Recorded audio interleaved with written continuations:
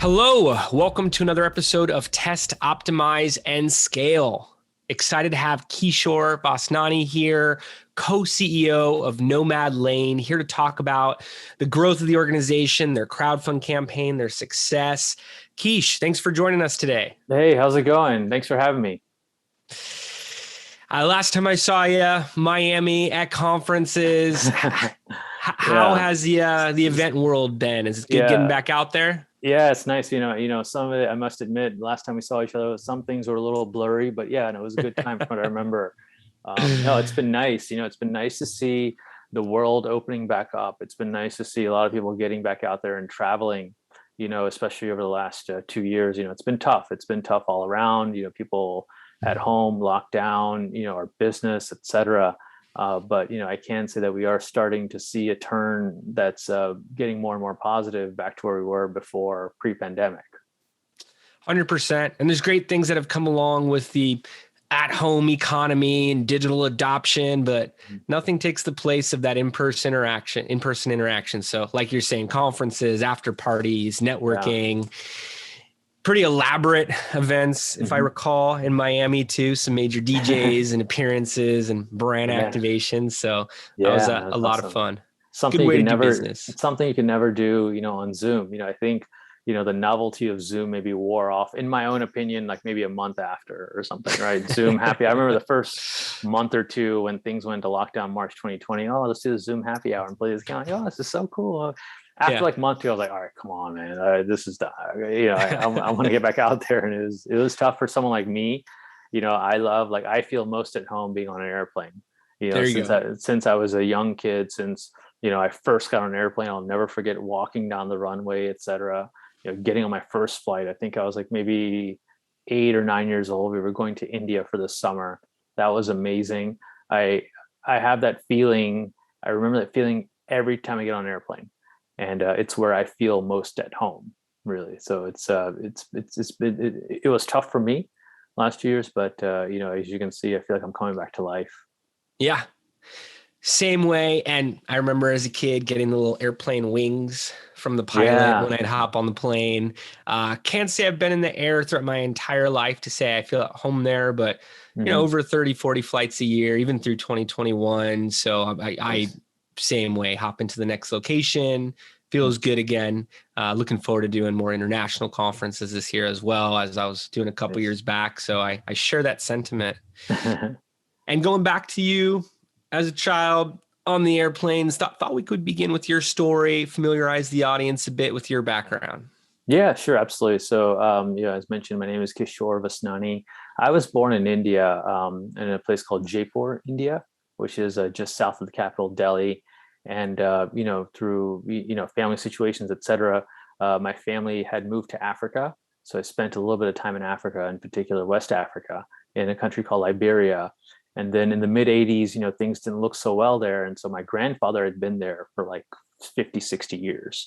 So when things started to deteriorate, my grandfather went back to India. My grandparents went back to India to retire. And my parents, thought, hey, we could go back to India, or we could try going to the US.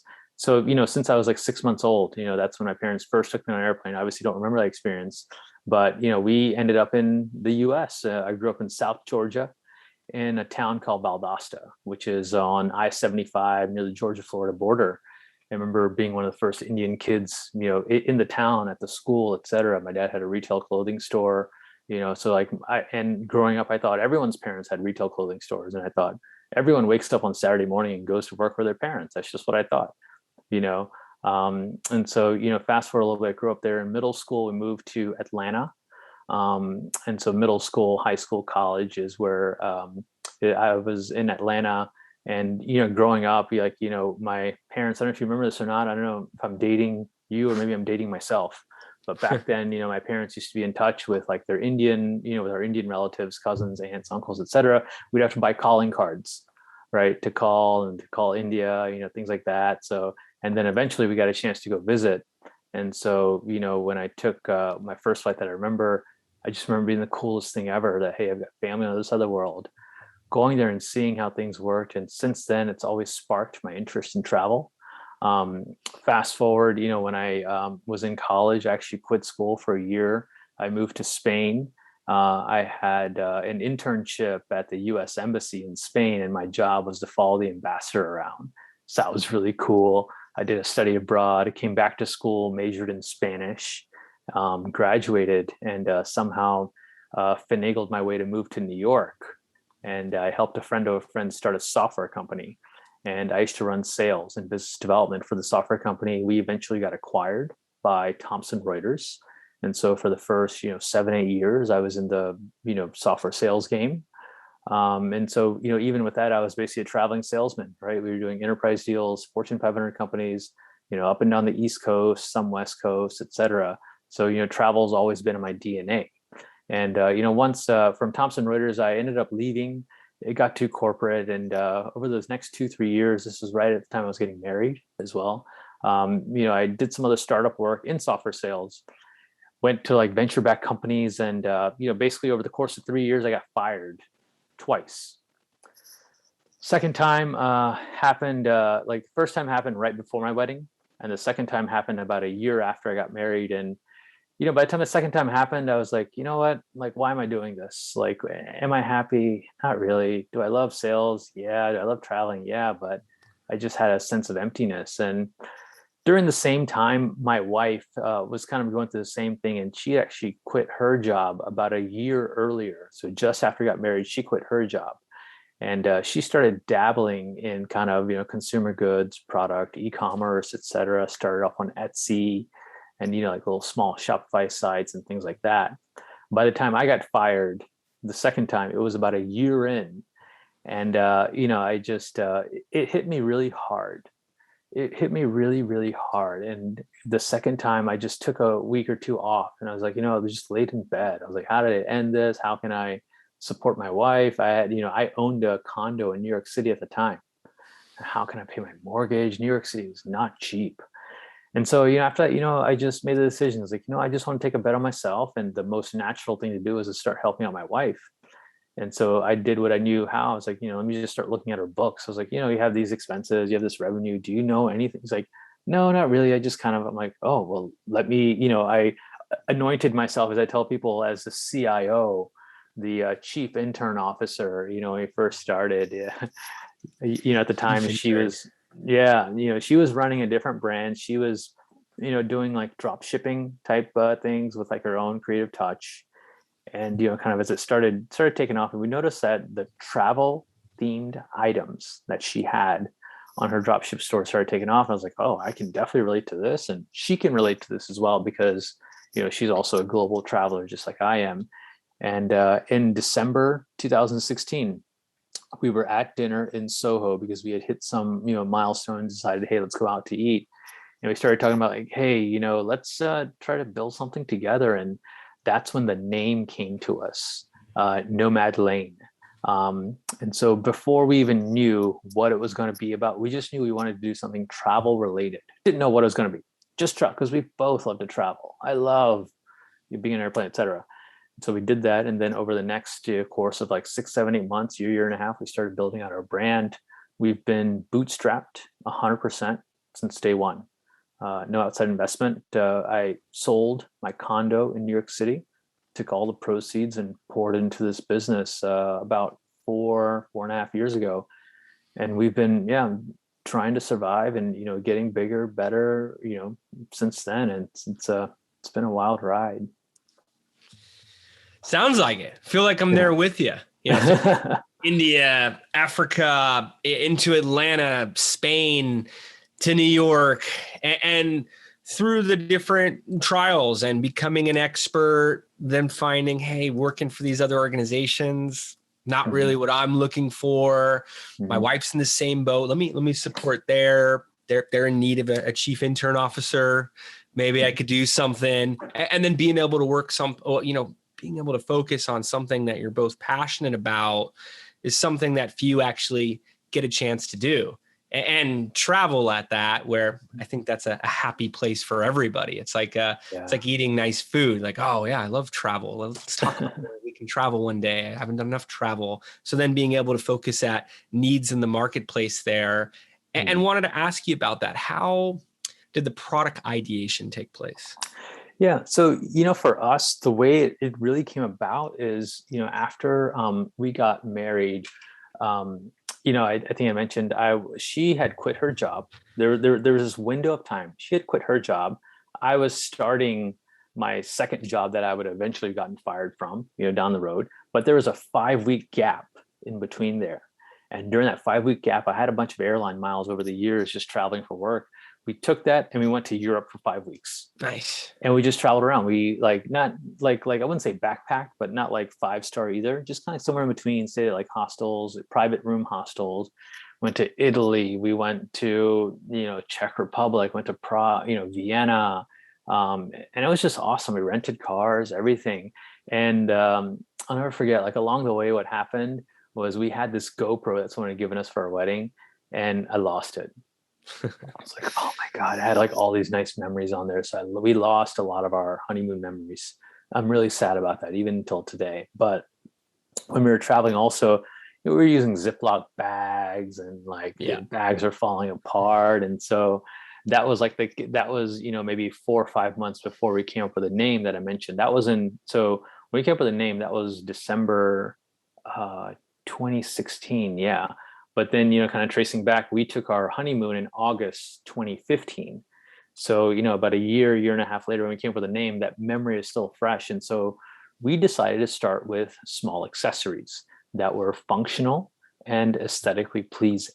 So functional in the sense that you've got slots and pockets and zips and things to hold your precious items, because we lost some of our most precious items on the honeymoon. And so that's where we started. It was like small accessories like passport wallets, cord organizers, tech organizers, toiletry pouch, etc., jewelry holders, etc. That's where we started. And that was coming along for a while. And we started, seeing some traction. And my wife is a branding, genius, strategist, expert person. It's what she did for a long time. We started getting feedback when we launched so we officially launched our site. I want to say, God, it must have been like September 2016 is around the time that we launched our site. 2017 it was maybe. Sorry. It was September 2017. So we came up with a name, December 2016, spent the first 7, 8, 9 months just researching different products that were travel related. September 2017 was when we launched our business, and we just started off with a small set of accessories. Immediately off the bat, we saw a bang in sales. However, we quickly realized that it wasn't enough to sustain us. And what we also started hearing from other customers, like, oh, I love your website. We had retail priced items that were just under $100. So like say $30 to $90 or so. People would come to our website, they would click, add to their cart, and they would go to checkout, look at the price. And the feedback we got was, hey, love your website, love your branding. I'm in the checkout and I expect the price to be twice as much. I'm like, oh, okay, that's interesting. And we had, in essence, like overly designed our brand. And so then we decided to pivot, go more upmarket. And the other thing from our honeymoon that really resonated was, we needed a good bag. Like I had a shitty backpack from like 12 years ago. I was a freshman in college or something. That's what I was using, and took that honeymoon and it gave out. I lost it. It looked like shit. I was like, well, now I'm at this age. I'm a married guy. I got to travel a little nicer. And so my wife was feeling the same way. And we ended up designing a bag because she had looked everywhere. I looked everywhere. And we found this amazing bag, and we're like, man, we got to bring this to life. It's perfect for us, but we couldn't find anything similar. So we, did the regular, standard, like found, a supplier, tossed over some designs that we had sketched out, and saw the prototype. We're like, man, this is amazing. And the cost to get it produced was something way beyond what we could afford at that time. So then we started researching other companies and how they started. We thought, what? Why don't we do crowdfunding? Like, we had a little bit of a budget. My wife's pretty good at marketing. I love to, present, and I really believe in this. Let's launch an Indiegogo campaign and let's just see where it goes. And, at the time we were doing this, my wife and I, we also had part-time jobs as well, to pay our bills. So I worked for a friend's marketing agency and he paid for our health insurance. My wife did marketing consulting on the side, charging like $200 an hour or something. They would also focus on this as we were launching our campaign. when we launched our Indiegogo campaign in June 2018, we thought, hey, let's just put this out there. Maybe we'll get like 50,000, maybe we'll get 100,000. And I don't know, like something happened, like things clicked, the stars aligned. And on the first day of the campaign, we did $25,000 in day one. Boom. And we had no, like, people have never heard of us. They've never seen this product before. They never felt it. They touched it. But we gave them enough confidence to place an order. I'm like, okay, this is interesting. And then over the course of our campaign, we ended up doing, I think, just under $2.2 million. Huge.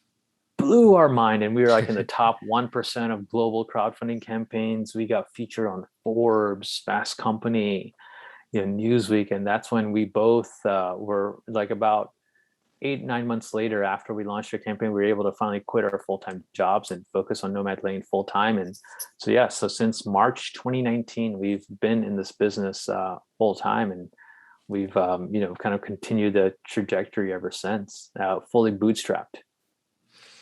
Just living it. I love that story. Like you said, and you sold your condo, took the proceeds, started the company based on the experience you guys had in the honeymoon. I've lost a few GoPros myself. You said, hey, there's a real need, small items, small bags, that this is where things get lost.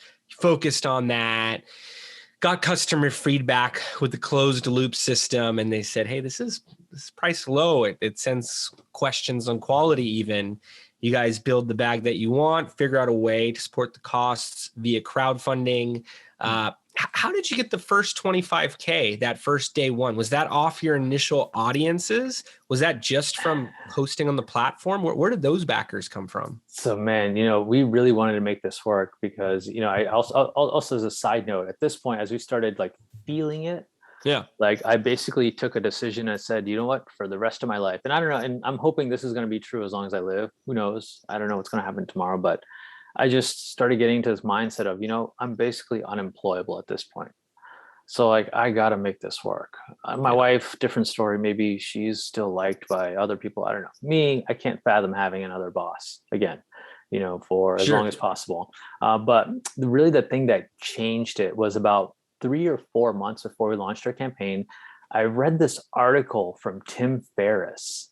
And I think it was talking about like, if you Google like Tim Ferriss, Harry's Shave Club, or Tim Ferriss Dollar Shave Club or something, they talked about how they got like 100,000 email addresses in the course of like a month. And it was because they built out a landing page, they teased it, etc. It's like, I read that article and we implemented that. So what we did at the time was we built a landing page that had some like teaser images. Actually, if I don't know, somewhere in the Internet Archives, if that page still exists somewhere, it'll be something very laughable because we like photoshopped our bag of this business guy. You couldn't tell, like it's not a real photo, but we straight up did that. And we just said, hey, coming soon, a better way to travel. We pictured the bag in a few different, because we had one sample that we photographed me walking along the streets of New York. Coming soon, a better way to travel. Sign up here to learn more. And then from there, what we did was we ran, this was, back in early mid 2018. We just ran small $5-10 a day Facebook ad buys against it, just like a learn more type thing, drove to our landing page. And if you wanted, we would collect email addresses. From there, we used MailChimp at the time, and we'd put it into a funnel. Hey, here's why everything I just told you, here's why we started. Here's what happened to us. Here's our design. Be one of the first to buy at a steep discount launching this date. It was like a 7 or 8 email series that we had people warmed up on. And then from there, when the campaign actually launched, we sent an email. We're now live. We've got be one of the first to to buy, and it just kind of took off from there. But really, what they especially for a crowdfunding, I don't know how much of your audience has experience or maybe are thinking about doing a crowdfunding campaign. In crowdfunding, something they don't tell you, something I kind of picked up along the way, was that the heavy lifting and the legwork happens 4 to 6 months before you launch your campaign. Yes. That's the way, plain and simple. It's not that, you get all the way to launch day and then you have no plan. So we, kind of went at it from that perspective. And that's what, answering your question. There's a long-winded way of answering your question, but Yeah, that's how we got our first 25,000 on day one, was through the warm audiences. From there, and then from there, we worked with a performance marketing agency to help us scale and get to 2.1, 2.2 million. It's huge. And that's a perfect answer. That's exactly the type of background we like to showcase here. The first time I was at Indiegogo's offices and had a better relationship with them versus Kickstarter, and we were doing more reward campaigns years back. These days, Mm-hmm. it's equity crowdfunding campaigns primarily, also various types of digital asset, user and investor acquisition. But we try to base it all on the reward crowdfunding fundamentals. And when they told me in 2014, it all comes down to the first day. You need to get plugged into our algorithms. You need to do at least 1/3 of your public facing goal. You could have an internal goal that's larger, but in the first 24 hours. And that's all a result of a strong pre-launch. For you to emphasize that by saying, hey, 4 to 6 months, that's when the campaign really happens.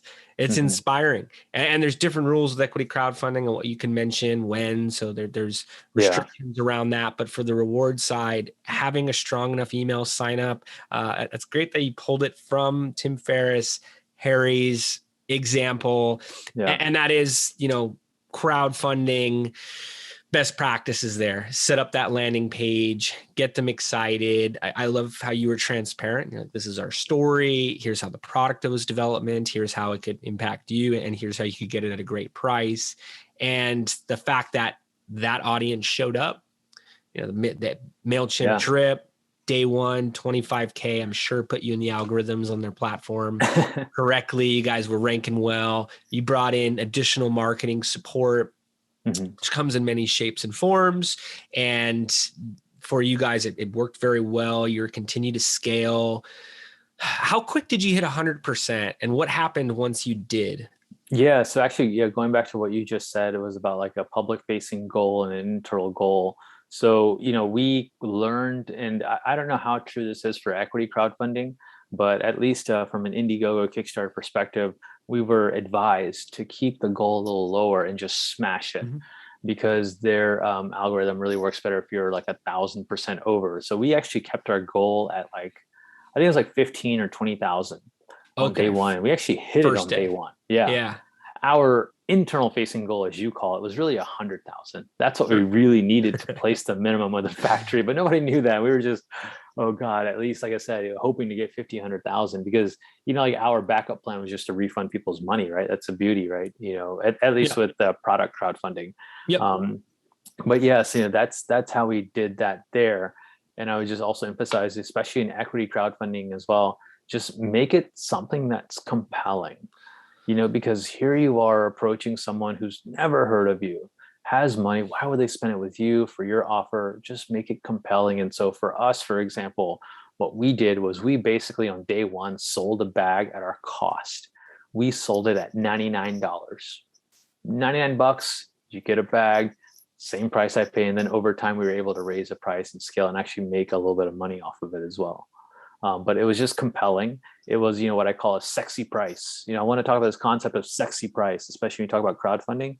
It's got to be sexy all around, because you're fighting for attention. You're fighting for dollars. Like, why can't you just go to, somewhere else and buy this right now and get it delivered in 2 days? Yeah. Or, why can't you go invest in, blue chip stock or something? Why would you put it into equity crowdfunding or a product? And so make it sexy, sexy as fuck.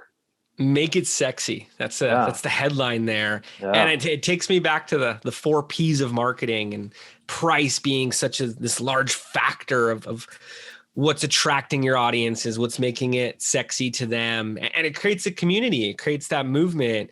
And so much of it's psychological, blowing by that 100%, that 15K day one. It says something. It shows this is in demand. That's that line around the block at a sneaker store or a restaurant or film premiere. And as a walker by, you just like, wow, what's going on over there? I'm going to hop in that line. I don't know what it is, but I'm going to hop in that line. So it speaks loudly, right? And then Can you walk us through what happened from there? So, 100K, 200, 500 million, you guys got Forbes, Fast Company, all these different write-ups that were happening. What were some of the key milestones getting to that 2.1, 2.2? Man, honestly, it all happened so fast. I feel like even today, I'm still processing it.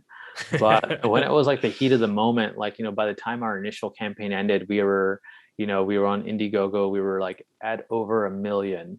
And then over the next few months, they have an in-demand component. We were over 2 million. And, just during that time, we're like, oh shit, we need to deliver. We had sold, I think around 10 or 12, 13,000. How do you deliver on 13? I have no idea. Sure. We just started going through, like, I flew to Asia to meet with our supplier, and I said, hey, look, we have this thing, we need to deliver now. And slowly the pieces started coming together. My wife was manning the fort here. She stayed back in the US and was working on the marketing side, messaging. I was doing customer service, etc. And we just figured out, like, okay, we got to get the production, we got to get it shipped, we got to pay the duties, here's the customer addresses, etc. We were motivated to get things done, because at the end of the day, Nomad Lane is a personal representation that we were putting out into the world, and it was our reputation that we wanted to deliver on. And just one thing led to another, and we just figured it out, like, step by step, day by day, and we're able to successfully deliver on time. Might I add, we delivered on time, and which is rare. Yeah, which is rare for a crowdfunding campaign with physical product, especially back then. We were first timers. It's our first time ever doing this. So Kish, those numbers are amazing. I believe it's over 70, 75% that never deliver on a product, let alone on time. I've purchased products that were delayed well over 18 months before. So the fact that you guys did it, and have to mention, of course, it's so amazing that your wife and yourself were able to do this together. And the way you said it was part of you, part of your identity.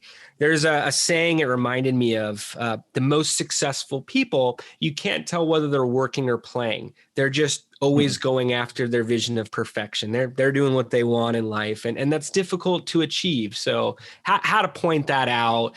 And the fact that you guys were able to do that, stay in demand, continue to do sales, that is the success story. And it's remarkable how you're able to share these details and give us a glimpse of what the path looked like.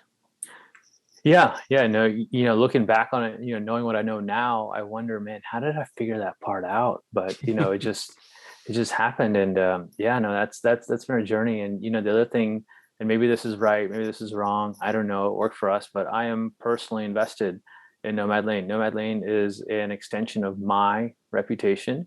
Yep. And if you're willing to put your money into our product, I'm going to deliver.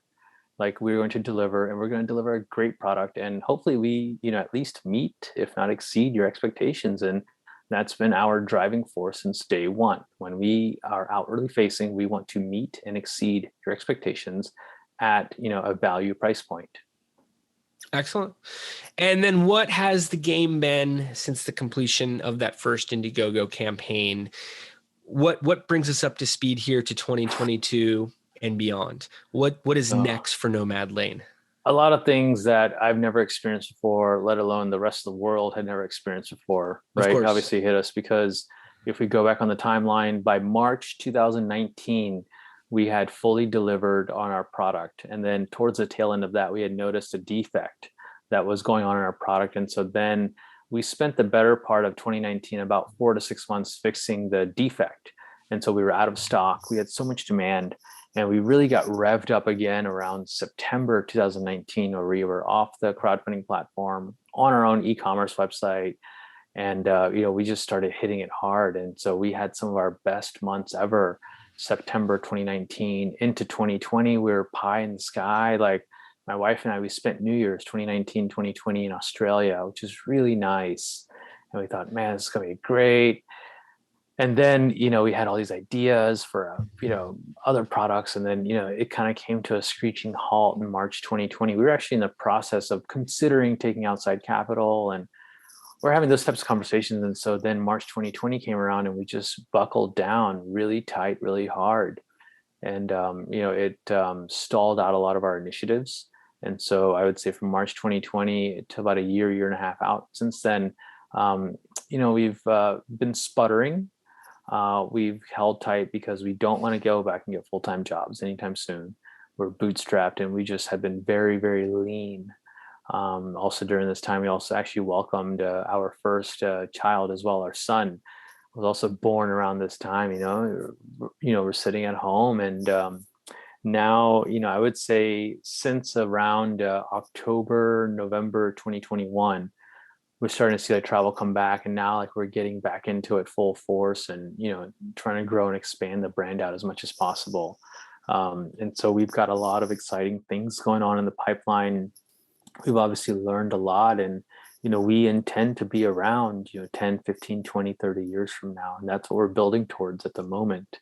There's going to be a lot of exciting things coming out, and I think also as we build this business, I think my wife and I have made it a point. We know there's going to be challenges and roadblocks like there is in any venture. I'm sure you have plenty of experience in that, what you've seen or been a part of in the past, but we try to make it a point and tell ourselves the problems we're facing today, or the issues or challenges we have today, it is our intention for our problems and issues a year from now to be different. And that's how we know that we're continuously growing the business. If we keep having the same problems every year, well then something, we're not doing something right. And so that's kind of like our credo that we go by, is that we want to meet and exceed your expectations when you purchase our product, and we want to have different challenges and problems every month, every year that we're in this business. Well, I think if you're able to push through a pandemic and be at the forefront as the travel industry picks back up here, that this foundation you've built will be able to stand that test of time, along with the innovation, the passion, the personal commitment you put behind everything. It's very clear. It shows. And I was curious if we could maybe package some insights, some recommendations for founders listening in, for marketers, various types of professionals that focus around entrepreneurship. What could listeners test out? What worked for you that they could implement into their own models, whether it's marketing, crowdfunding, overall growth? What would you really highlight for them? I would say first, I think a lot of people have a lot of ideas. Like, before we had started Nomad Lane, we had other ideas in terms of what to do. One just stuck out. And when it started sticking out, we just started going down this rabbit hole. And, I think a lot of people plan, forecast, etc. We just kind of did it. Like, if you go back and look at the first sample of Nomad Lane to where we are today, it looks so different, but it was good enough. And we just tested it out. And I think a lot of people I think we were not afraid to fail at the time. We just said, let's just see what people think. And we started taking feedback. And so I think a lot of people, maybe they overplan and they just talk, or build out decks and forecasts and not actually do anything. I would just say do something, even if it's like a software product or a project or an NFT project or something, just put it out there. Because what you learn from that, you're going to carry over into your next thing and your next thing and your next thing. For us, like we started a different e-com, business, and we learned from that and evolved and grew. And so, just, whatever's in your gut, just put it out there and see if other people resonate with it versus just being in your head all day long, which is where I think a lot of people get bogged down, and then you convince yourself not to do it. And then you go back to your, what's comfortable for you, really getting comfortable with being uncomfortable is what we've been doing since we started the business. And it's what's led us to some of our greatest heights. And it's what's going to propel us for the next 5, 10, 15, 20 years. Absolutely. So go beyond the forecasts, do it, be comfortable being uncomfortable, really push through it. I want to go back to what you said earlier as well, too, as you're going to make this work no matter what.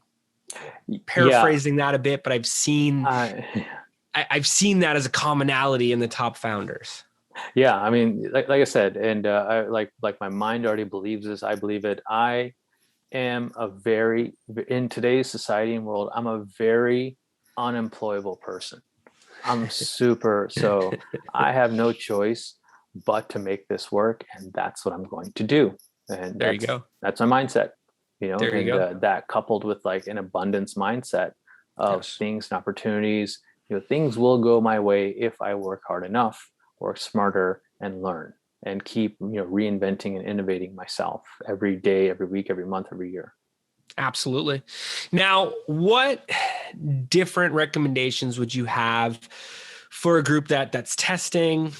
Maybe it's not quite working. Maybe it is, but it's about going from that 25K to that million, 2 million level, regardless of the measurement they're taking.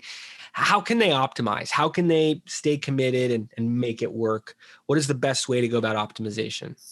So this is kind of a shaky topic, especially because, in like my gut reaction is to say, hey, look, take feedback, right? Have like people that you trust, in general, whether it's personal, et cetera, and, maybe take a little bit of advice from them and couple that with what you're feeling. There are some people who are just so stubborn in their idea that they just push for it and don't listen to anybody. Then there's other people who are very loosey goosey, like, oh, well, they said they wanted these 10 features. So let's build these 10 features, even though it doesn't, vibe with what your original vision was. I think for us, we had a feedback loop. We knew our customer because I'm a living, breathing customer, right? I'm a business traveler by heart. That's what I did for a long time. That's who we designed for. So we would selectively take advice from people and, seek out people who are ideally maybe like one or two steps ahead of you and say, hey, here's what I'm working on. Here's where I'm trying to get to. How did you, go from there? And that's what we were fortunate enough to find early on, based in New York City, where people who are like one or two steps ahead of us, getting feedback. We would literally like, every time we had social events, we would take the bag with us and just take over and like, hey, what do you think about this? Since you're here holding your beer in this, event, what do you think about this? Yeah, tell me more. And then we would just take that and iterate as much as we could. Firsthand, get that raw feedback. Absolutely. Now, when it's all working, and we talked about it a little bit before, how do you scale? For you guys, there's a performance group involved. You're getting write-ups, but how do you take it from here to here? Yeah, so that is a challenge. There are a lot of people in this world who just love to build. There are a lot of people in this world who love to, just create. There are a lot of people in this world who love to scale, who love to maintain, etc.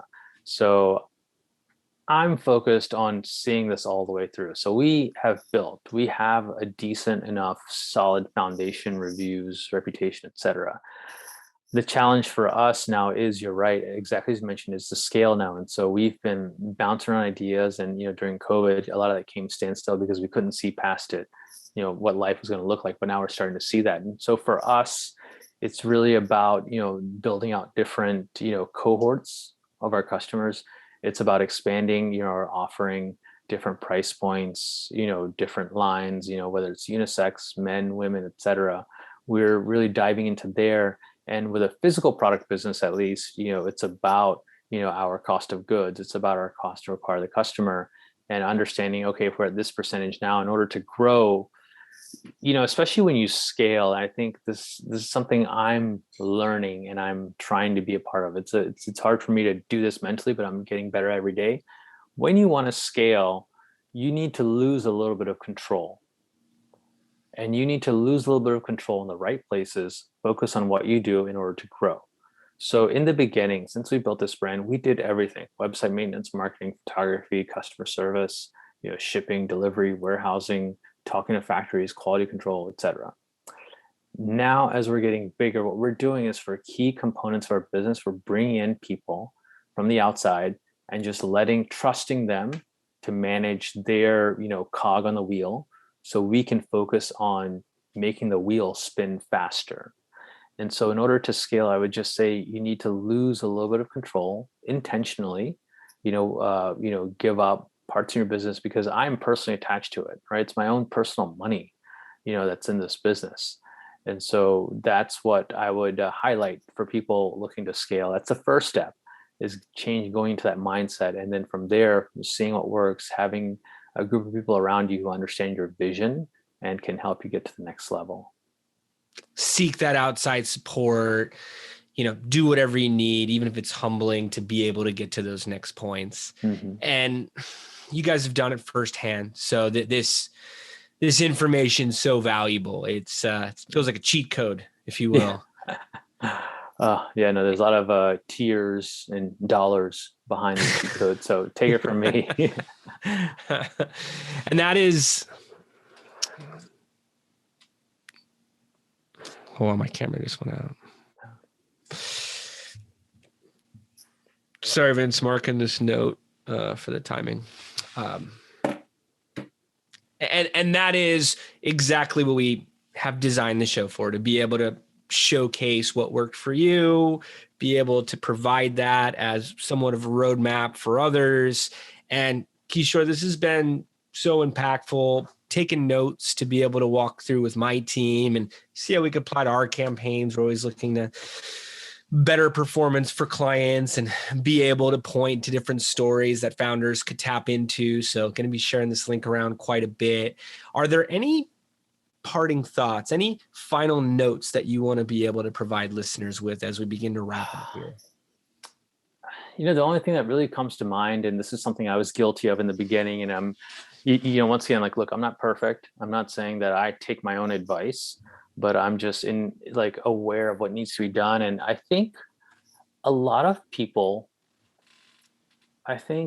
they overestimate what they can do in like a month, or they overestimate maybe what they can do in 6 months, but they underestimate what they can do in a year, 2, 3, 4, 5 years.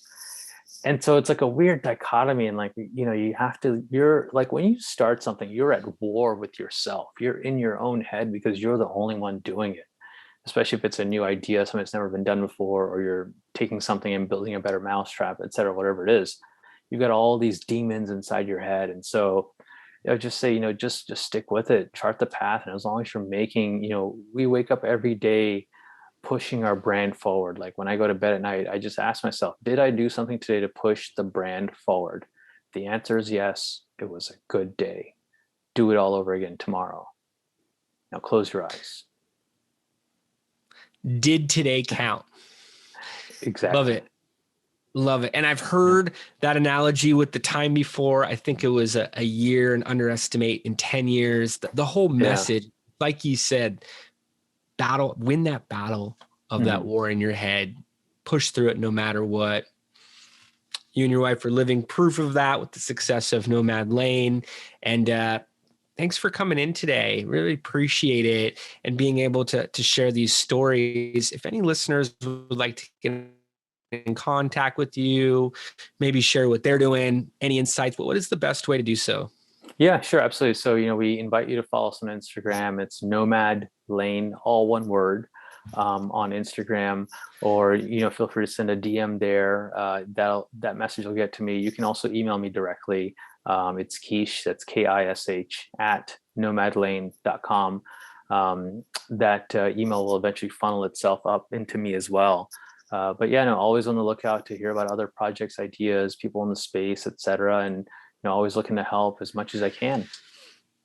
Awesome. Well, thanks again, Kish. It's been a pleasure having you on. Really enjoyed our discussion today. Thanks for everybody for listening in as well. And we'll see everyone next time. Awesome. Thanks. See you later. Bye.